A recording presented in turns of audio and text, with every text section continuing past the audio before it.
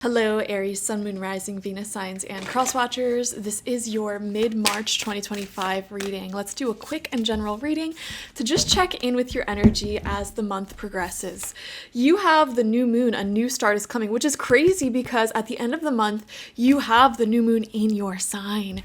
So I really do feel like the second half of March is going to prove to bring a lot of new energies in for you. Not to mention, it is your birth month if you're an Aries sun, at least. And even if it's not your birth month,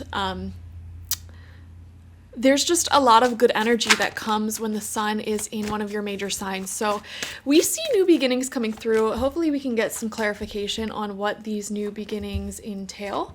So you have the Nine of Vessels in reverse with generosity. Yes, learning how to... I don't know why I'm seeing this as actually you giving back, Aries, I think you're really good at making space for yourself and prioritizing your hopes, dreams, wishes, and goals. Something very specific that I'm seeing here. Some of you guys may have sacrificed a connection in the past in order to prioritize your career goals or your educational goals or something like that. Like you may have literally said, you know what? No, I can't date you right now. I can't give you all this time, energy, attention right now because I have this really massive goal of mine that I need to prioritize, okay? Some of you guys may feel called to revisit that because you're in a place now that has more security than you had in the past. So you may have this desire, especially with the retrogrades happening, to give back to those who have been very patient with you, those who you sort of put on the back burner, and even projects, hobbies, places you wanted to visit, things like that you put on the back burner in order to focus on your immediate hopes, goals, dreams, and wishes. You are revisiting at this time. And you are exploring that once again and asking yourself, okay, you know what? Maybe I can give more of myself to this now that some time has passed. And that may be where this new start is coming from. Revisiting old hobbies, projects, ideas, relationships, specifically with people or things that you really wanted, but you were being disciplined in the past. You have the Five of Vessels with ecstasy coming out as well. This is a sort of spiritual ecstasy, like all is going well in your life, in the world. Very, very cute. We have the Knight of Arrows, and there's just like a loud honking that just happened outside, and I really do feel like that was confirmation that you're feeling lighter, freer, having this spiritual ecstasy, like, oh my gosh, I feel very connected to the universe, to reality, to the people around me.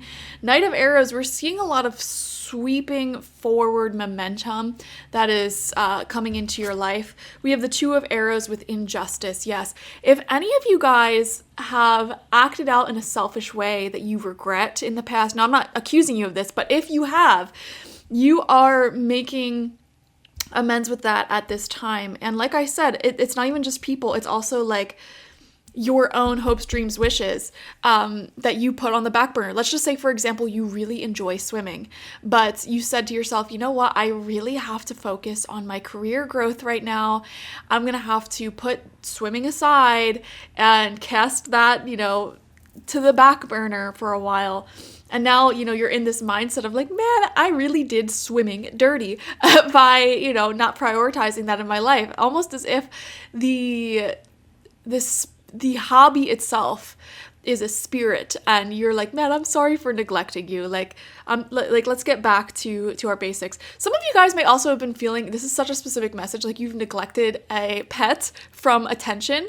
Like, let's just say, for example, you were really working so hard on a certain goal of yours, and you haven't really been walking your dog that much. You may be starting to feel the guilt of that, like, oh my gosh, we're going on all of the walks now. See, that's the sort of energy I'm picking up for you, where it's like, okay, I'm ready to give again and to give back to the things that have treated me so well in the past, like, let's right this wrong.